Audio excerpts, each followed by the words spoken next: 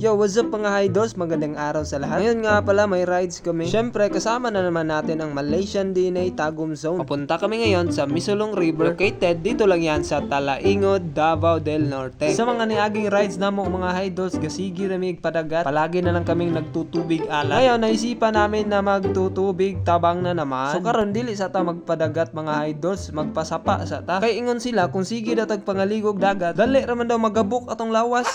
Binuang naman na bay. Anyways mga idols, andito na kami ngayon sa Kapalong. And then pabiyahe na din kami patungo doon sa Misulong River. Takbong pogi ra din nga biyahe mga idols no. Kay mga buutan man mga members sa Malaysian DNA Tagum Zone. Hinera jud may magpadagan mga nasa 100 km/h.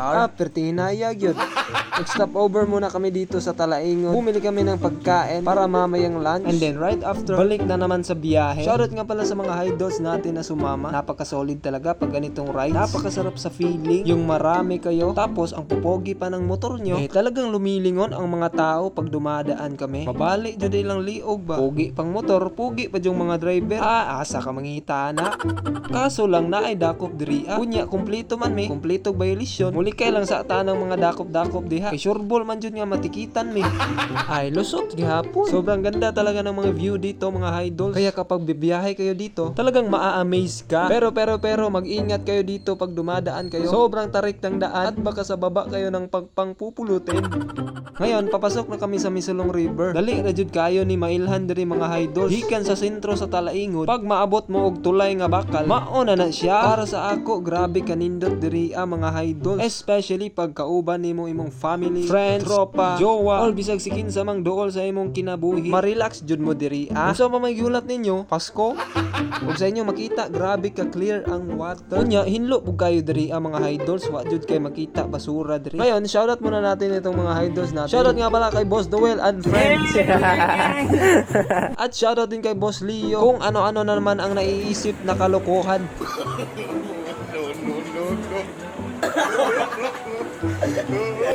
Hoy, aslom niya.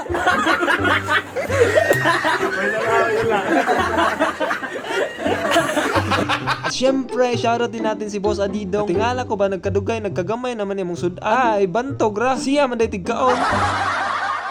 Kung karon amo nang giride among pagkaon diri sa lamisa. Mo din imong putahe karon mga idols no. Yes, sugba-sugba ra among tirada. Hindi mo mukuyo. Wa bagay nagampo, kaon namong duha.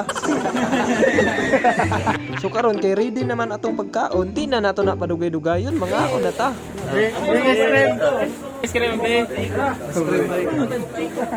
After sa among pagkain-kain mga idols, mo na ni ang time nga mga ligo nami. Grabe kabugnaw sa tubig diri. Unya sa akong nakita, galingaw jud ni atong mga idols diri. Taod-taod kay sige na magngisi, sige nagkatawa, ay alangan kay ga-shouting na magtanduway. Time check, 3 PM na din sa hapon mga idols no. And mo na po na yung time nga manguli nami. Uli na ta. Di ara ready na kay na atong mga idols diri. Kay manguli na ang mga pugi. Sheesh! Laki sa maning motor, grabe ninduta ani. Pugi kay bay sa kitagiyaan ni. Kaya kung aman din sorry. Shout out ko ani nga grupo. Pataka rag parking. Ipadakop ta mo karon.